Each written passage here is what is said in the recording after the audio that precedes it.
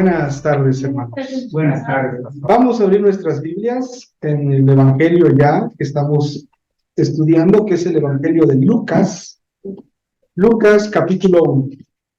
Y me voy a permitir leer del versículo 1 hasta el versículo 56. Lucas capítulo 1, versículo 1 hasta el 56. Como ustedes se han dado cuenta, Lucas capítulo 1 es muy largo.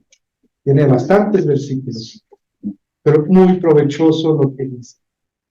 Entre tanto que ustedes lo buscan, yo le doy lectura y me siguen con su lista. Dice así la palabra de Dios.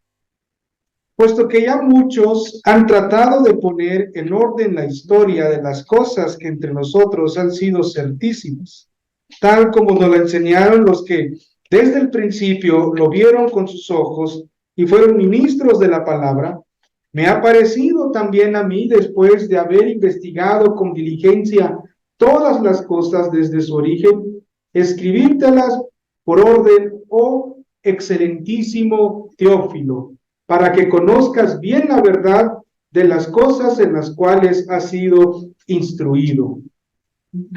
Hubo en los días de Herodes, rey de Judea, un sacerdote llamado Zacarías, de la clase de Abías. Su mujer era de las hijas de Aarón y se llamaba Elizabeth.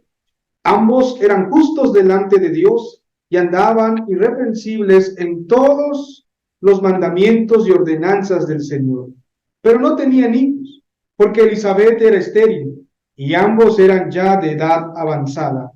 Aconteció que, ejerciendo Zacarías el sacerdocio delante de Dios, según el orden de su clase, conforme a la costumbre del sacerdocio, le tocó en suerte ofrecer el incienso, entrando en el santuario del Señor.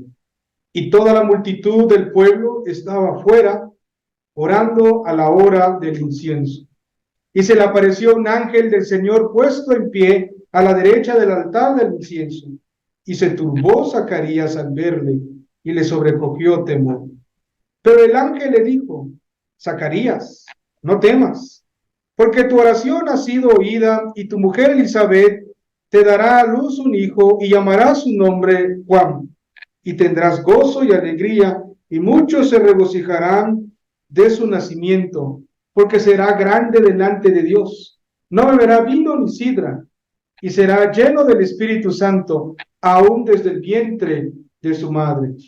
Y hará que muchos de los hijos de Israel se conviertan al Señor, Dios de ellos, e irán delante de él con el espíritu y el poder de Elías, para hacer volver los corazones de los padres a los hijos y de los rebeldes a la prudencia de los justos, para preparar al Señor un pueblo bien dispuesto. Dijo Zacarías al ángel: ¿en qué conoceré esto?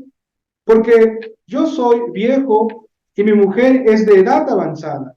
Respondiendo el ángel le dijo: yo soy Gabriel, que estoy delante de Dios, y he sido enviado a hablarte y darte estas buenas nuevas. Y ahora quedarás mudo y no podrás hablar hasta el día en que esto se haga, por cuanto no creíste mis palabras, las cuales se cumplirán a su tiempo. Y el pueblo estaba esperando a Zacarías, y se extrañaba de que él se demorase en el santuario. Pero cuando salió, no les podía hablar, y comprendieron que había visto visión en el santuario. Él les hablaba por señas, y permaneció mudo. Y cumplidos los días de su ministerio, se fue a su casa. Después de aquellos días, concibió su mujer Elizabeth, y se recluyó en casa por 5 meses, diciendo: así ha hecho conmigo el Señor en los días en que se dignó quitar mi afrenta entre los hombres. Al 6º mes, el ángel Gabriel fue enviado por Dios a una ciudad de Galilea llamada Nazaret, a una virgen desposada con un varón que se llamaba José, de la casa de David, y el nombre de la virgen era María. Y entrando el ángel en donde ella estaba, dijo: salve, muy favorecida, el Señor es contigo, bendita tú entre las mujeres. Mas ella, cuando le vio, se turbó por sus palabras y pensaba, ¿qué salutación sería esta? Entonces el ángel le dijo, María, no temas, porque has hallado gracia delante de Dios, y ahora concebirás en tu vientre y darás a luz un hijo y llamarás su nombre Jesús. Este será grande y será llamado Hijo del Altísimo, y el Señor Dios le dará el trono de David, su padre, y reinará sobre la casa de Jacob para siempre, y su reino no tendrá fin. Entonces María dijo al ángel, ¿cómo será esto? Pues no conozco varón. Respondiendo el ángel, le dijo, el Espíritu Santo vendrá sobre ti, y el poder del Altísimo te cubrirá con su sombra, por lo cual también el santo ser que nacerá será llamado Hijo de Dios. Y aquí tu parienta Elizabeth, ella también ha concebido hijo en su vejez, y este es el 6º mes para ella, la que llamaban estéril. Porque nada hay imposible para Dios. Entonces María dijo, he aquí la sierva del Señor, hágase conmigo conforme a tu palabra. Y el ángel se fue de su presencia. En aquellos días, levantándose María, fue deprisa a la montaña, a una ciudad de Judá, y entró en casa de Zacarías y saludó a Elizabeth. Y aconteció que cuando oyó Elizabeth la salutación de María, la criatura saltó en su vientre, y Elizabeth fue llena del Espíritu Santo. Y exclamó a gran voz y dijo, bendita tú entre las mujeres, y bendito el fruto de tu vientre. ¿Por qué se me concede esto a mí, que la madre de mi Señor venga a mí?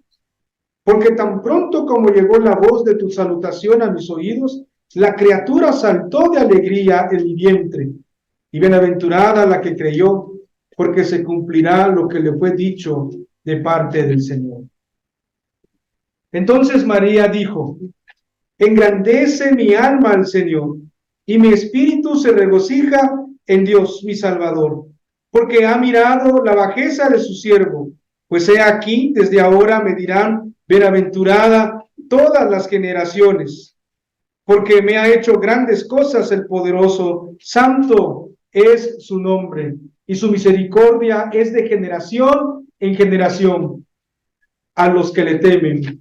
Hizo proeza con sus brazos, esparció a los soberbios en los pensamientos de sus corazones, quitó los tronos de los poderosos, exaltó a los humildes, a los hambrientos colmó de bienes, a los ricos envió vacíos, socorrió a Israel su siervo, acordándose de la misericordia de la cual habló a nuestros padres, para con Abraham y su descendencia para siempre.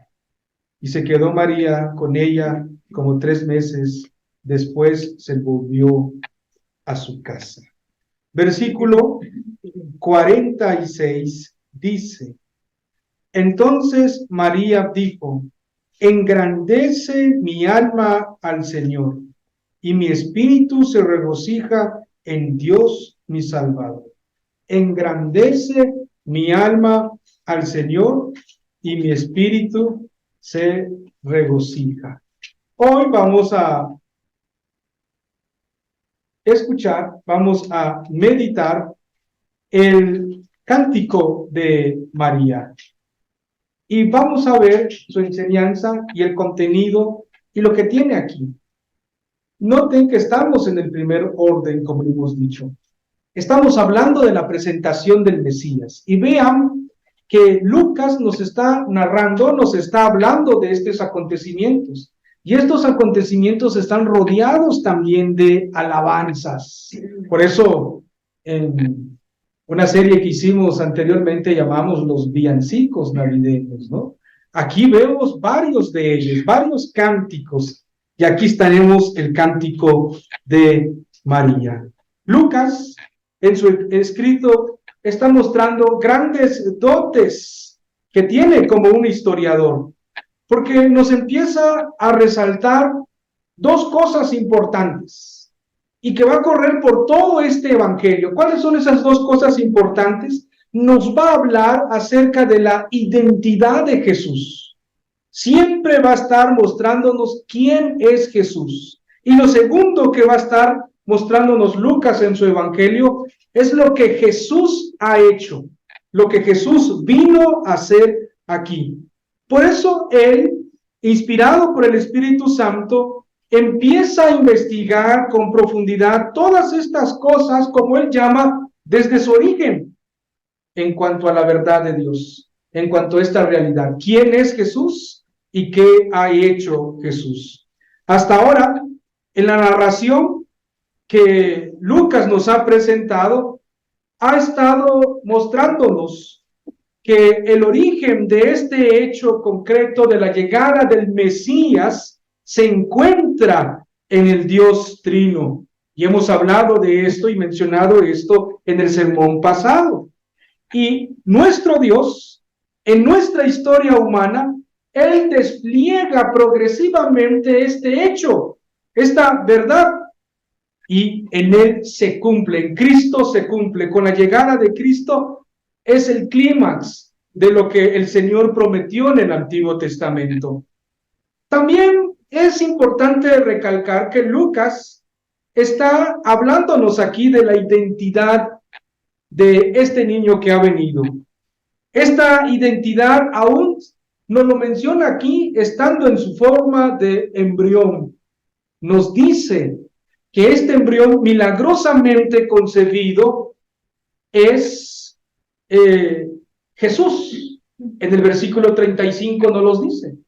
En boca del ángel que es enviado a María dice, el hijo que tú tendrás se llamará Jesús. Es un nombre dado por Dios. Pero también nos dice que este Jesús es el Hijo de Dios. Versículo 35. Es Jesús, el Hijo de Dios. Nos habla de que este niño, heredará el trono de David. Y finalmente nos dice por boca de Elizabeth que que se llama Jesús, que es el Hijo de Dios, que heredará el trono de David, dice en el versículo 43, como ya vimos, que es el Señor. Ahí está la identidad de este ser que viene. En síntesis, Jesús significa Salvador. Él es el Hijo de Dios. Él es el Rey. Él es el Señor. Y con esta manera de escribir que tiene Lucas, nos muestra también tres cosas en su forma de escribir. En primera instancia, Lucas, en todo su relato, nos va a hablar, nos va a enseñar mucho acerca de Dios. ¿Quién es Dios? No debemos olvidar eso. En cada sección que nosotros vamos a estar analizando, como lo estamos haciendo, nos dice quién es Dios. En segundo lugar, nos habla también de la identidad de Jesús. Nos muestra quién es y qué es lo que Él vino a hacer en este mundo. Y en tercer lugar, todo su escrito, en cierto modo, es una manera de responder a la oposición de aquellos días. Todos los que menospreciaban al cristianismo, hay que recordar que en ese tiempo los cristianos empezaban a ser perseguidos. Y Lucas también en su escrito nos deja ver como una respuesta para todos aquellos que quieran saber ¿qué es el cristianismo? Lucas nos lo deja, sobre todo el volumen 2 o el tomo 2, que va a hablar acerca de los cristianos, lo que Jesús sigue haciendo cuando Él ya no está físicamente aquí en la tierra. Y esto último que estoy mencionando, como una respuesta apologética, vale la pena recalcarlo y mencionarlo. En ese tiempo, como hemos dicho, los cristianos estaban siendo perseguidos. Ellos estaban siendo ultrajados, estaban siendo maltratados por no adorar al emperador. Y es en ese sentido que se puede decir que el evangelio también es una respuesta contra los impíos, que tenían un concepto equivocado de lo que es ser discípulo de Cristo, que también es un eco para nosotros en nuestra actualidad de lo que es ser un discípulo de Cristo, un cristiano.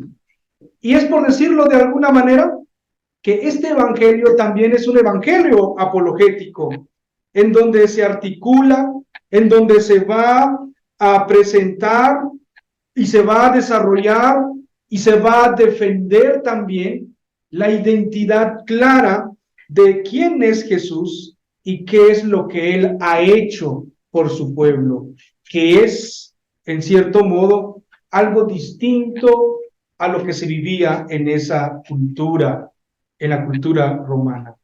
De allí, entonces, es que Teófilo no puede claudicar como discípulo del Señor, como cristiano, estando en un puesto de eminencia, no puede claudicar con su compromiso con Dios.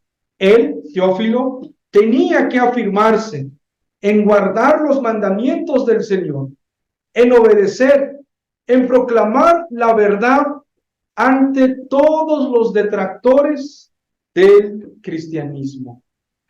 Pero no solamente Teófilo, sino también nosotros como lectores del siglo XXI.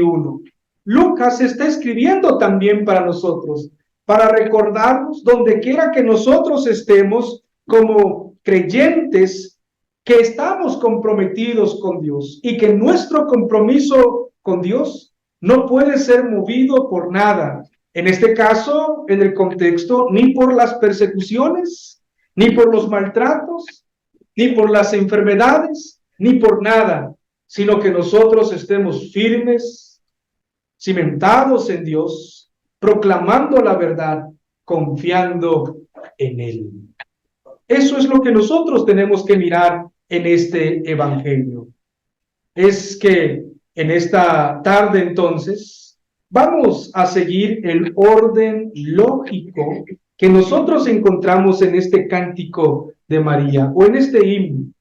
Y en este orden lógico del canto o himno de María vamos a encontrar 4 estrofas y que van a ser las partes de nuestro sermón de esta tarde.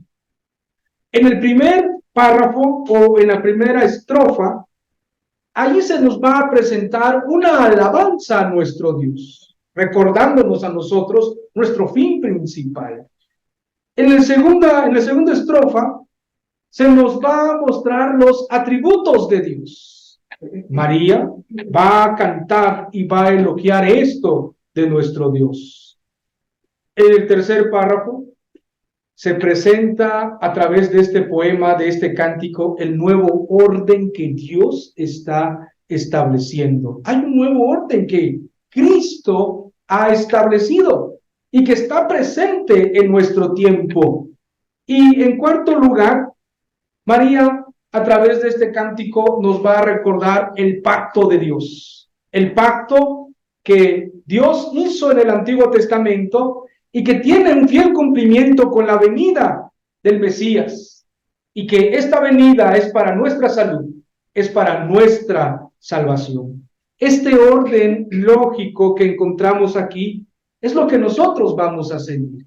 Entonces, empecemos con la primera estrofa, que va del versículo 46 al versículo 48, que dice de la siguiente manera: entonces María dijo, engrandece mi alma al Señor, y mi espíritu se regocija en Dios mi Salvador, porque ha mirado la bajeza de su sierva, pues he aquí, desde ahora me dirán, bienaventurada todas las generaciones. Esta es la primera estrofa del cántico de María. Y María rebosa en gratitud hacia Dios. Y en su gratitud, y en este cántico se manifiesta una confesión de María. En este cántico es cuando María muestra lo que cree acerca de Dios. Pero vale la pena también decir que esta primera palabra, engrandece, en la traducción latina se usa la palabra magnificar.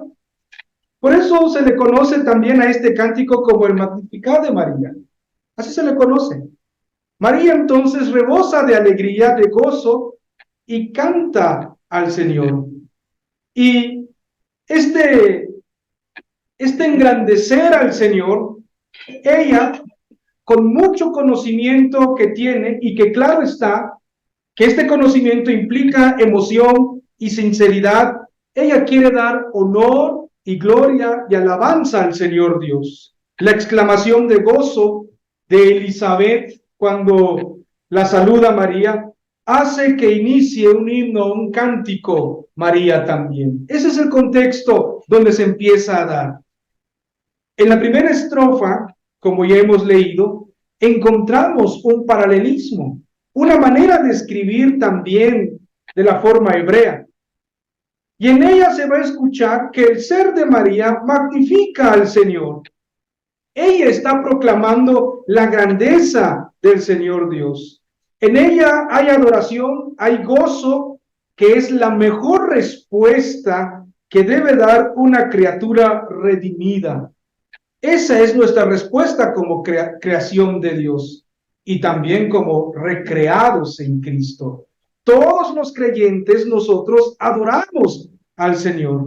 Además, observen que en ella misma dice, mi Salvador. Aquí está la confesión de María, es mi Salvador. Y con ello María confiesa que tiene un Salvador, que hay alguien que la ha redimido. Implícitamente está hablando de su condición pasada, de quién era ella, pero al mismo tiempo está dándonos a conocer la nueva condición que tiene en Dios. Hay una nueva. Ella es consciente de que solo en Dios hay salvación. Lucas, al presentarnos este cántico, lo que está haciendo Lucas es eliminar por completo las pretensiones de reverencia y veneración a María. Con esto se quita estas pretensiones. Y recordar que nosotros somos criaturas recreadas en Cristo, nos recuerda precisamente que tenemos un Salvador y que nosotros no somos dioses, que nosotros no debemos ocupar el centro, el foco en la vida, sino que tiene que ser Dios. Cuando nosotros enfocamos nuestra vida hacia Dios, nosotros irrumpimos en alegría, en gozo, en adoración para con nuestro Dios. María es lo que está mostrando aquí. Lucas está quitando todas las pretensiones de veneración de María hacia su persona. Hay de aquellos entonces que fijen sus ojos y su corazón en ella. Esta actitud entonces nos está recordando nuestro fin principal como seres humanos. Los dos siguientes versos van a patentizar su condición. El versículo 48, que ya leímos, ella dice que Dios ha mirado su bajeza. Algunos, cuando leen esta expresión de que Dios ha mirado su bajeza, solamente piensan en lo económico, solamente piensan en las cuestiones sociales, de que ella era pobre o humilde, como solemos decirlo. Pero las palabras en el texto que aquí nosotros encontramos no solo tienen que ver con ello, también nos está hablando de su estado de culpabilidad ante Dios. Por eso, ella exclama que Dios es su Salvador, que Dios la ha salvado. Y su reacción inmediata es decir también que es sierva. Ella reconoce, María está reconociendo que tiene un amo, pero también reconoce que conoce la voluntad de su amo. Esto también es para nosotros en esta época. Saber que nosotros, como creyentes, tenemos un amo, como siervos tenemos un amo, como discípulos tenemos un gran maestro. Pero no nos debemos quedar solamente con esas expresiones. También nosotros debemos decir que conocemos la voluntad de nuestro Señor, que sabemos la voluntad de nuestro Señor y que estamos dispuestos a guardarlo y a obedecerlo. que conocemos lo que el maestro nos está enseñando. Y como el maestro y yo el discípulo, estoy dispuesto también a obedecer y a cumplir con lo que el maestro me está enseñando. En aquella época, los niños eran enseñados con los judíos. Ellos aprendían de la ley, aprendían de la historia. Con María también pasó lo mismo.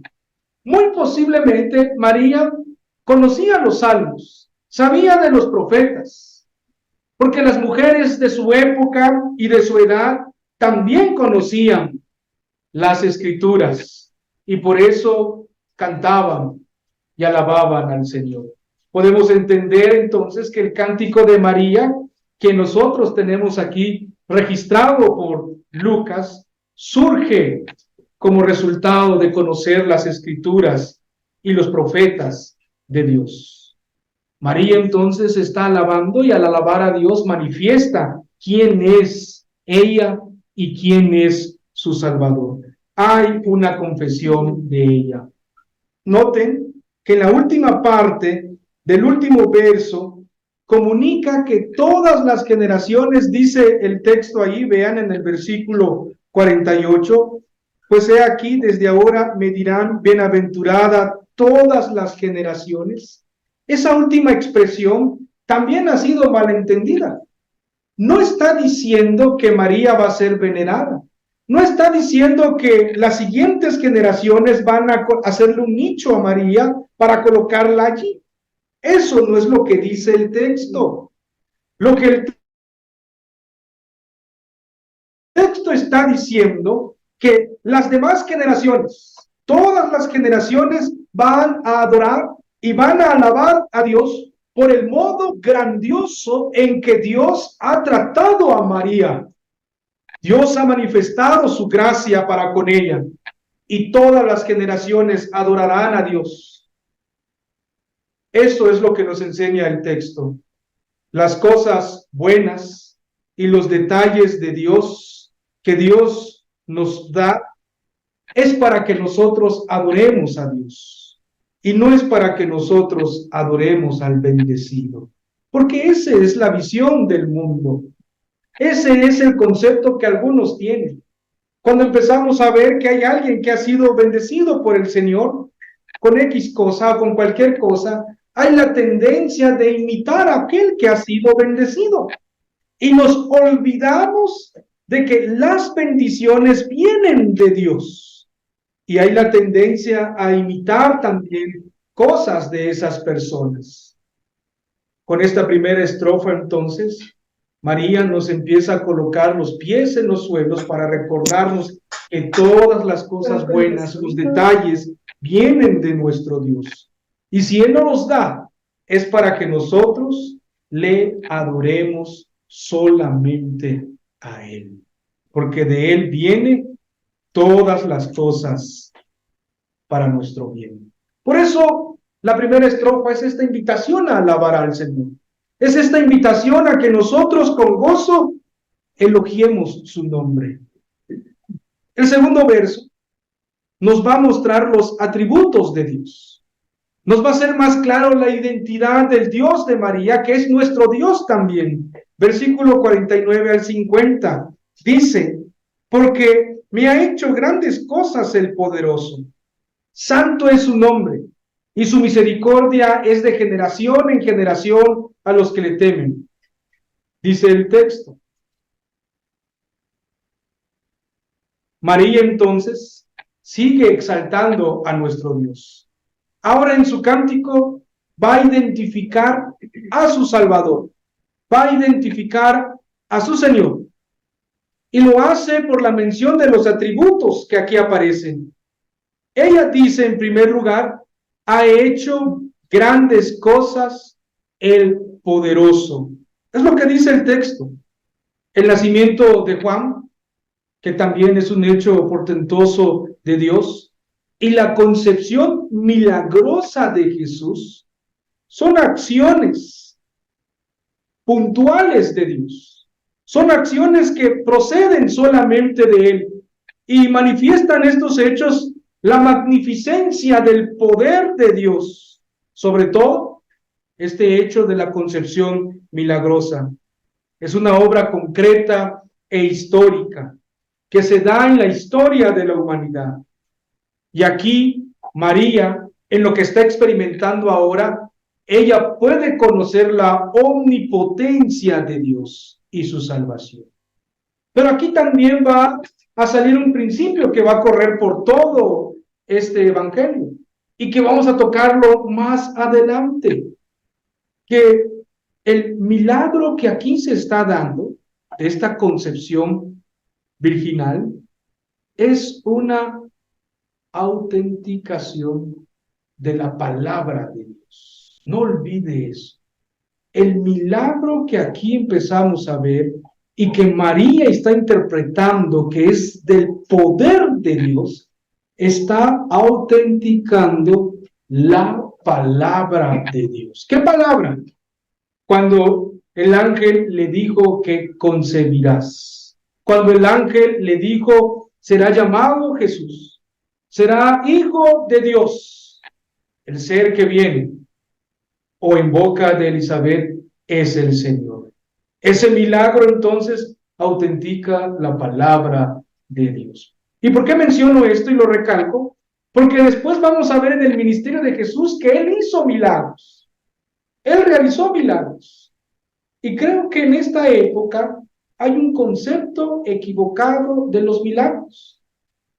Hay quienes piensan que hay milagros incluso como los que vemos aquí en el Evangelio. Hablaremos de eso más adelante. Pero no olvide esto que estoy mencionando, que el milagro que nosotros estamos viendo aquí es para destacar, es para resaltar la veracidad de la palabra de Dios. Y nosotros como iglesia vemos este hecho aquí. Por eso como iglesia hablamos de que somos una iglesia verdadera, fundada en la palabra de Dios. María entonces, el alabar a Dios por lo que hace, reconoce con esta alabanza que la palabra dada por Dios es verdad. Esto nos hace pensar a nosotros como creyentes que la palabra que nosotros tenemos, la Biblia, es la palabra de Dios.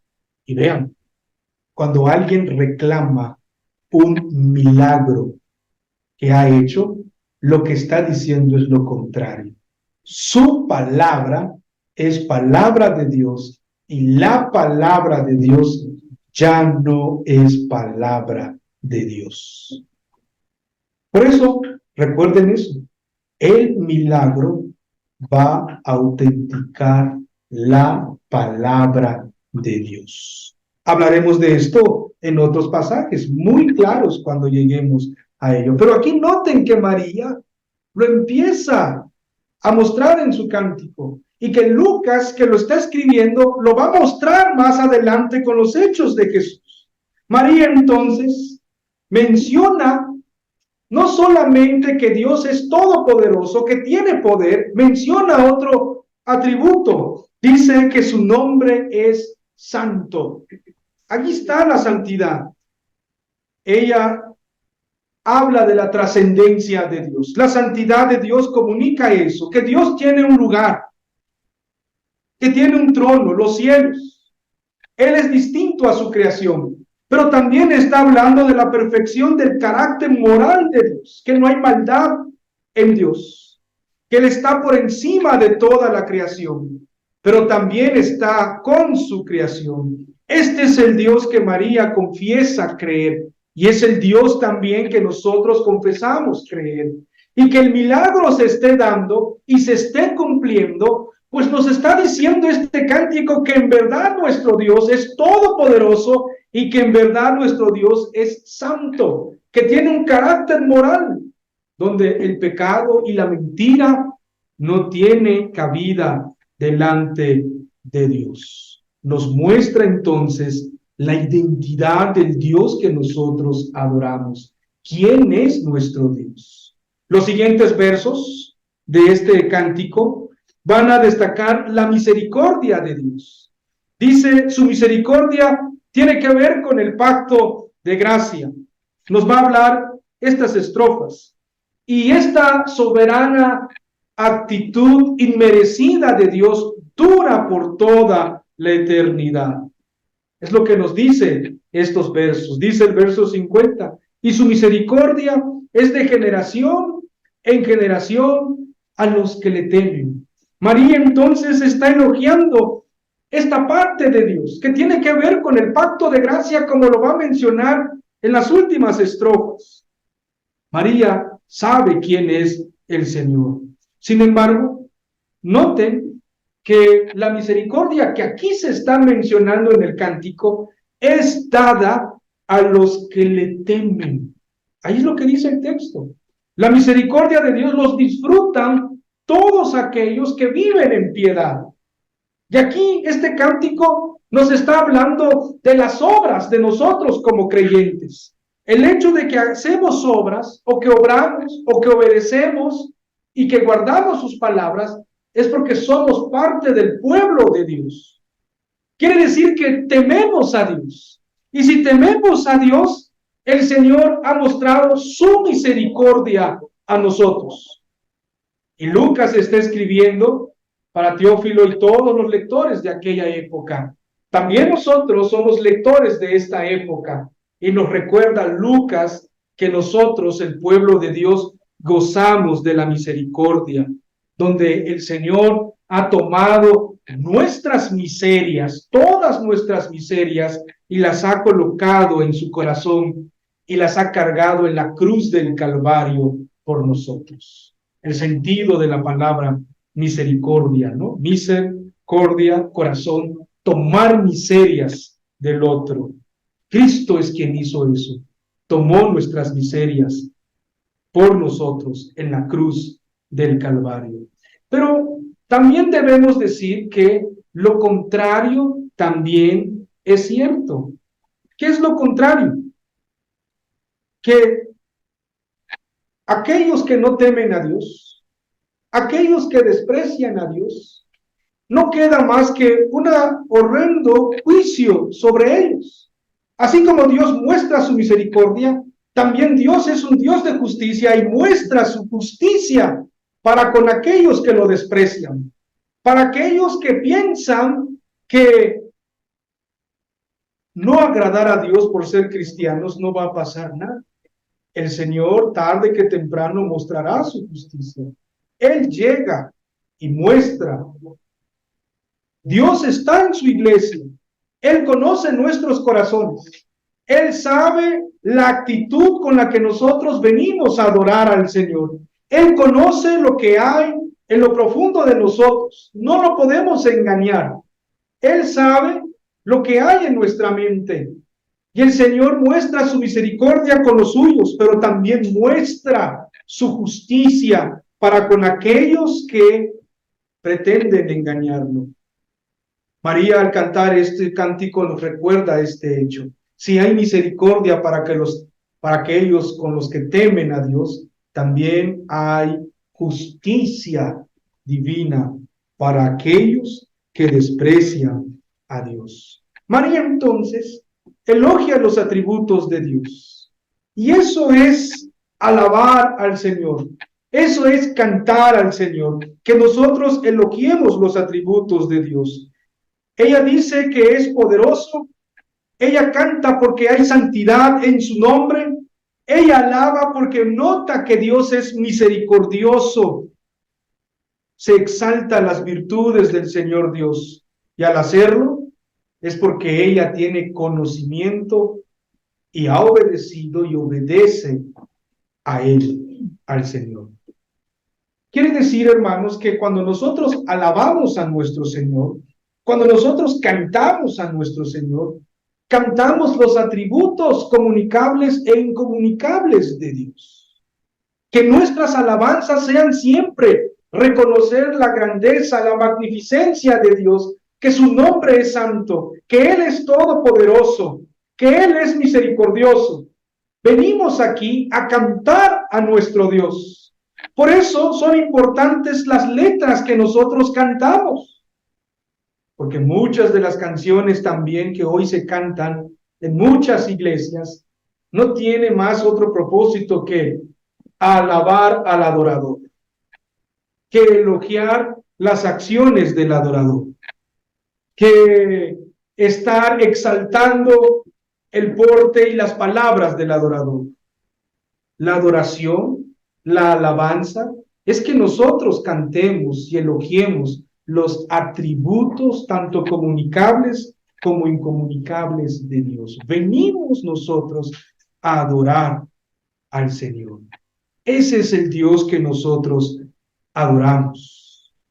La tercera estrofa o párrafo va del versículo 51 al 53, dice así: hizo proezas con su brazo, esparció a los soberbios en el pensamiento de sus corazones, quitó de los tronos a los poderosos y exaltó a los humildes, a los hambrientos colmó de bienes y a los ricos envió vacíos. Aquí, en esta estrofa, nos está mostrando el nuevo orden que Dios ha establecido.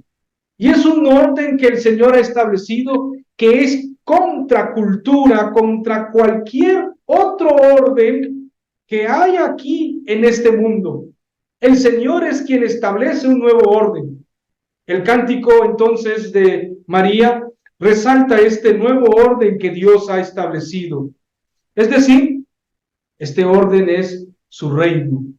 Los otros evangelios nos dicen que Jesús vino a este mundo, inició su ministerio, dice, predicando ¿qué cosa?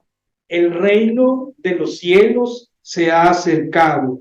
Aquí está, aquí se elogia a Dios, porque Él es el Rey justo y se canta la llegada inaugural de este reino de Dios. Ella dice que Dios hizo proezas con su brazo. Y esta expresión es una expresión que nos remite al Antiguo Testamento, donde Dios liberó al pueblo de Israel de la esclavitud de Egipto, mostrando su brazo poderosa. Aquí también María toma eso que conoce del Antiguo Testamento y dice lo mismo. El Señor hizo proezas con su brazo. Y la expresión que ahí se va a mencionar, proezas, que aparece allí en la Biblia, significa dominio. Brazo es una forma de hablar de poder y en su conjunto puede ser traducido de la siguiente manera: Él hizo dominio con su poder. Y este dominio con su poder se ha desplegado desde Génesis hasta Apocalipsis, y sobre todo en este hecho concreto con la llegada del Mesías. Él trajo justicia con la venida de su reino, y es por la llegada del Mesías que su reino se inaugura. Entonces, celebrar la natividad del Mesías es celebrar la llegada de un rey y la llegada de un reino. Por eso cantamos a nuestro Dios, por eso celebramos a nuestro Dios, porque Él mandó al rey y también nos muestra el reino que Él inaugura. Noten también que en el texto hay dos categorías de personas en el párrafo que hemos leído. Por un lado dice, están los soberbios, dice el texto. Están los gobernantes ricos e injustos, dice el texto. Y por otro lado están los humildes y los hambrientos. Dos clases de personas. El primer grupo ha sido esparcido, dice el texto. Se le han quitado los tronos. Y dice el texto, han sido enviados vacíos. Han perecido. Han recibido lo que merecen. Ellos han recibido la justicia de nuestro Dios y del Señor del cosmos.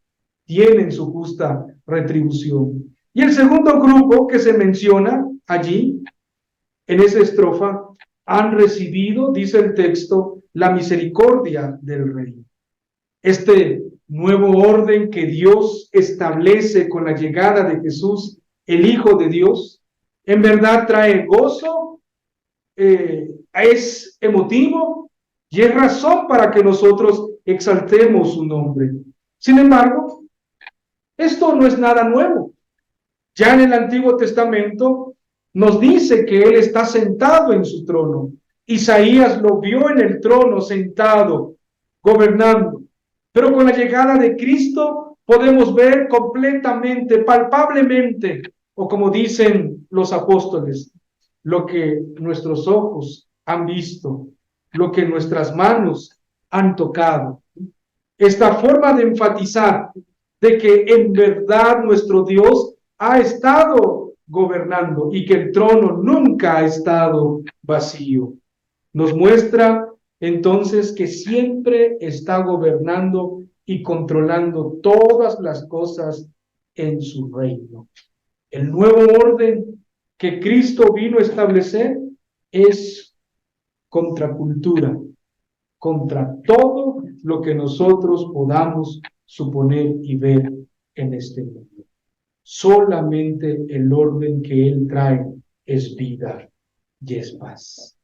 Y María entona, elogia, canta este hecho, porque Roma no traía eso, porque los judíos se habían olvidado de Dios y porque cualquier otro sistema que el ser humano invente no trae felicidad para nada. Solamente nuestro Dios, el Rey y su reino, como Él habla en Mateo.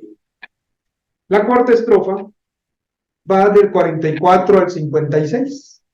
Y ahí nos habla puntualmente del pacto de Dios. Vean cómo dice: socorrió a Israel su siervo, acordándose de la misericordia, del cual habló a nuestros padres, para con Abraham y su descendencia para siempre.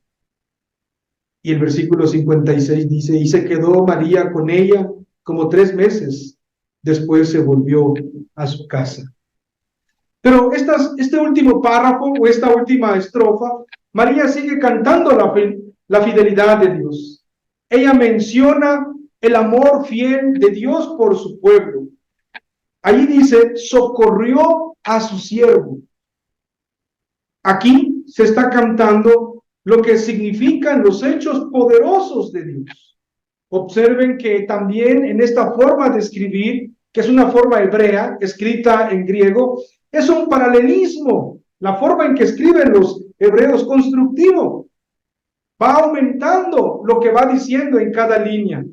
Dice: socorrió Dios a su pueblo, a su siervo, y lo hizo desde la antigüedad. Y el Antiguo Testamento nos dice y nos habla de eso, de todas las formas y las maneras en que Dios salvó a su pueblo.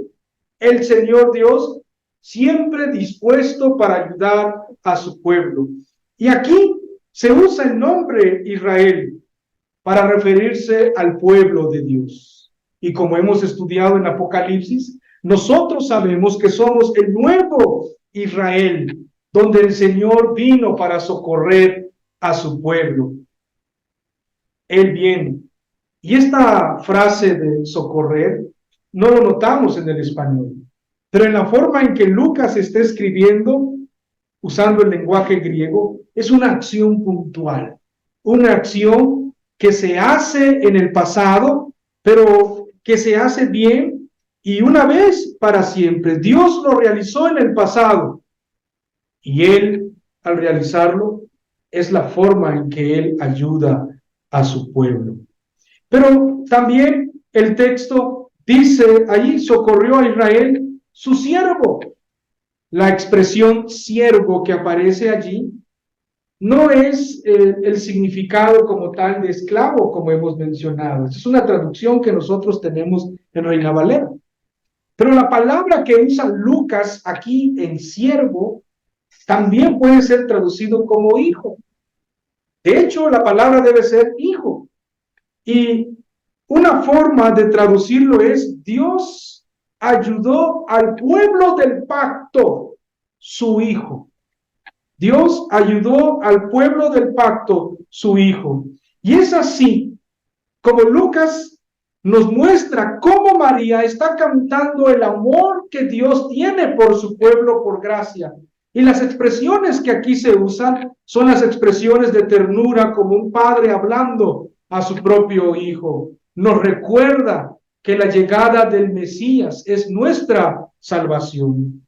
Dios recuerda su misericordia.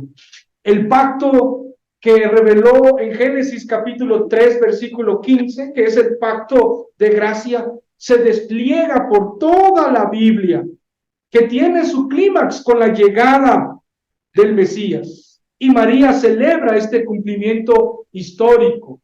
Esto es lo que nosotros hemos estado llamando en otros momentos como la historia redentora de Dios. O también, como decimos, historia redentiva de Dios. Dios redimiendo a su pueblo. Él obrando en momentos históricos para el bien de su pueblo. Y la llegada del Mesías en la historia también lo es. Así que hay que decir que este cántico nos recuerda lo que Dios ha hecho en el pasado, lo que Dios hace aquí en el presente y lo que Dios va a hacer en el porvenir por nosotros. Y quiero ir también mencionando que todo este poema de María tiene una forma estilística que tampoco notamos en el español. Porque en todo este poema que hemos visto hay 10 verbos. 10 verbos que ustedes pueden identificarlos. Algunos sí se identifican en español. Pero en la forma en que fue escrito por Lucas en el griego, usa un verbo, o los verbos lo usa en tiempo auristo, que es un pasado puntual. Es decir, un pasado que se hace una vez y para siempre. Una acción que se hace en el pasado una vez y para siempre. Y con todo esto se enfatiza el fiel cumplimiento del pacto de Dios, la llegada del Mesías. Todas las promesas del Antiguo Testamento son un amén en Cristo. Dios cumple sus promesas en Jesús, el Salvador, el Señor, el Rey, el que tomará el trono de David. En otras palabras, la fidelidad de las promesas de Dios garantizan a nosotros nuestra peregrinación en este mundo caído. No olvide eso. Es la fidelidad de las promesas de Dios que nos garantizan a nosotros que nuestra peregrinación en este mundo caído es una victoria total. El ser humano siempre está buscando cosas para seguir. Nosotros como seres humanos siempre estamos buscando algo para mantenernos. El trabajador siempre quiere buscar algo para mantenerse en el trabajo donde está. El miembro de la iglesia siempre tiene que buscar algo para mantenerse en la iglesia donde está. El esposo o la esposa siempre quiere buscar algo para mantener su matrimonio donde está. El hijo quiere buscar algo para mantenerse en el hogar donde está. Siempre estamos buscando nosotros cosas como seres humanos. Siempre estamos buscando tesoros. Siempre nosotros queremos encontrar algo para seguir permaneciendo allí. Algunos quieren buscarlo a través del trabajo. Piensan que el trabajo es el tesoro más grande que el Señor les ha dado y se desvelan, no ven a la familia, pasan tiempo en el trabajo, pero lamentablemente el trabajo no es el tesoro más grande que el Señor nos ha dado. Otros pasan tiempo no en el trabajo, tal vez en las relaciones interpersonales que ellos tienen con la sociedad, pero eso no es el tesoro más grande que el Señor nos ha dado. No lo es para nada.